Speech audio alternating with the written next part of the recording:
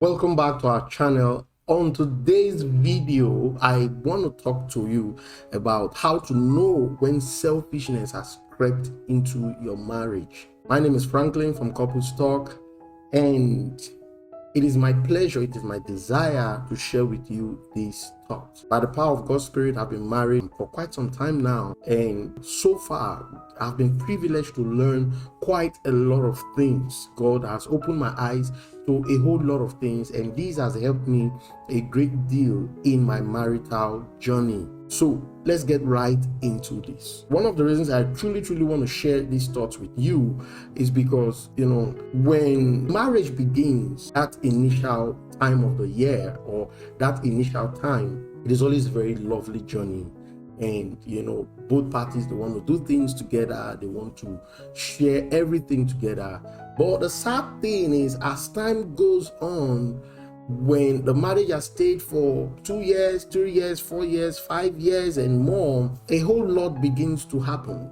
One of the things I discovered, there is something that time does to marriage. There's something that time does to relationship. Time has a way of revealing true intentions. Time has a way of testing our love for each other. It has a way of testing our faith for each other. So over time, so many things begins to happen, and one of the things that begins to take place is selfishness. Not in a pretty bad way, but if you are not conscious of this truth, selfishness could be in your marriage for a long time and be tearing you and your spouse apart, and you will not even know that this is actually what is going on already. So on the basis of that, let us take a look at a few ways in which you know if selfishness has crept into your marriage or not. Number one thing is this: when you love spending more time outside than with your spouse. There are many marriages that are experiencing this. You see, the man prefers to spend more time with his friends outside than with his spouse, or you see the lady prefers to spend more time to hang out more with her friends, than with the spouse. If this is going on in your marriage currently, that means selfishness is already at work in your marriage. You've got to work on it before it gets too late.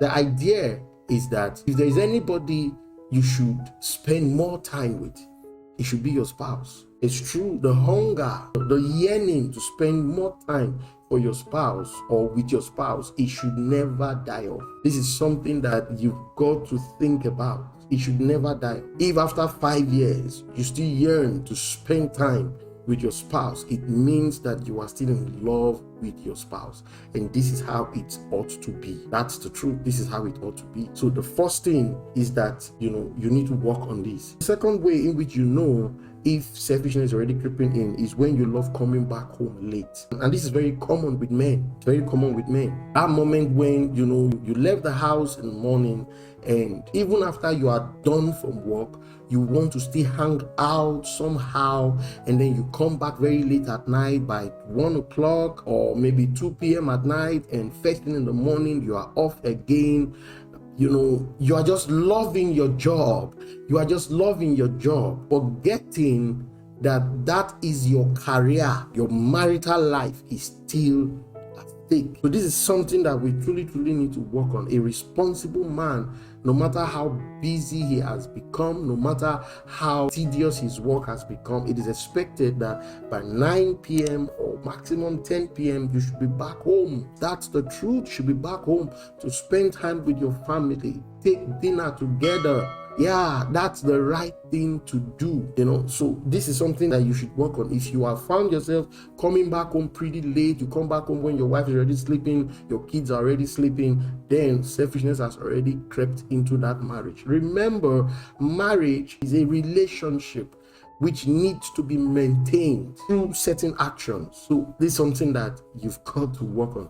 The third thing I wrote down for you here, third ways in which if selfishness has crept in, is when you find yourself making decisions without considering your spouse or your children. This happens a lot of time, both to the man and then to the woman. Make decisions, and when they make these decisions, they are the only consideration. They don't consider their partner, they don't consider their children. There are many of such stories over the years that I've heard, and I would not want to go into it because they are so sad stories. A situation whereby the man decides to make a decision and just leave the family behind and run off to another woman somewhere, or a situation whereby the woman makes a decision and off she goes. So when you find yourself making decisions, you want to get a new house, you cannot discuss it with your spouse. You want to buy something new, you cannot discuss it with your spouse. You just making decisions on your own. Let me tell you, or you want to start a project, you're just making decisions on your own. When you do that, you have allowed selfishness to creep in because you are considering yourself alone. You must always remember that you are not alone in the marriage. It's very important. Okay, so that's something that you truly need to work on. Now, another way in which you know if selfishness has crept in is when you find yourself eating what your spouse or your kids can't eat. I know this does not really matter, okay, but to a great extent, no matter how little certain things may be, it goes a long way to create division. That's the truth. When you can no longer eat the same thing your family they are eating, you want to eat something different. In most cases, you prefer to order from outside and bring on the table while your family members are eating something different. You also want to eat something different. As little as this may seem, it creates division. Avoid anything that will bring division at all costs. Avoid it. If you don't do it deliberately, it could expand into something else or extend into something else. That's the truth. That's the truth, so this is something that you truly need to work on. When it's time to eat dinner, everybody should be able to eat the same thing. I don't know about you, but this is how I see it. Okay, I know that for some people it may not really matter, but as little as this thing may seem, they go a long way to impact your marriage. That's the truth. So that's something that you truly need to work on. Another way in which you have allowed selfishness to creep in is when you find yourself not enjoying eating together with your spouse. There are lots of marriages today that I've seen. The man and the woman, they've grown to that point where they cannot share one meal together. I know that in the morning breakfast, it may not be something that you want to take together because of the rush. You want to go out to work, or you want to go for school run or something. We understand that. And then in the afternoon, there are some families that don't even eat in the afternoon, or they may not be together to eat as at that time. Okay, but what about dinner? Think about it. What about dinner? The moment you allow this, I know that it could happen from time to time. There are times when life happens, you guys are busy, you may not be able to eat together.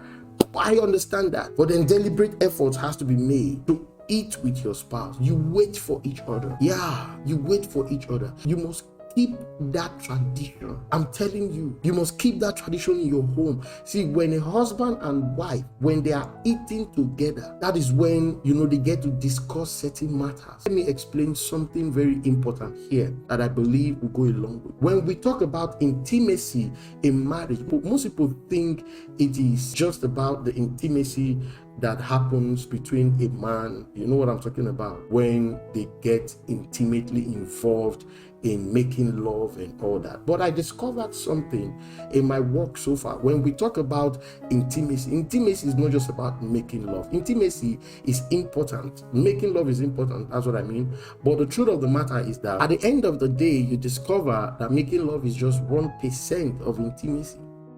There are lots of other things that you should do together that builds intimacy in your marriage. One of those things is eating together. Whether you like it or not, whether you believe it or not, this is the truth. It builds intimacy. And so when you are eating together, you get to discuss a lot of things. See, a happy couple eats together. When their heart is free with each other, it is easy to eat together. You get the point now? So this is something that you truly need to work on. If you find yourself, you no longer enjoy eating with your spouse, something is wrong. At least from time to time, the both of you should be able to sit down and eat together. At least dinner, for crying out loud. Eat dinner together. Enjoy it together, because it goes a very long way. Get the point now? So that's something that you need to work on. And then another way in which selfishness may have entered into your home is when you find yourself not wanting to be intimate with your spouse, not wanting to make love with your spouse. That this is the worst. That moment when you start avoiding your spouse, you are destroying your marriage and you don't know it. I know that sometimes we can be so tired and we are not in the mood.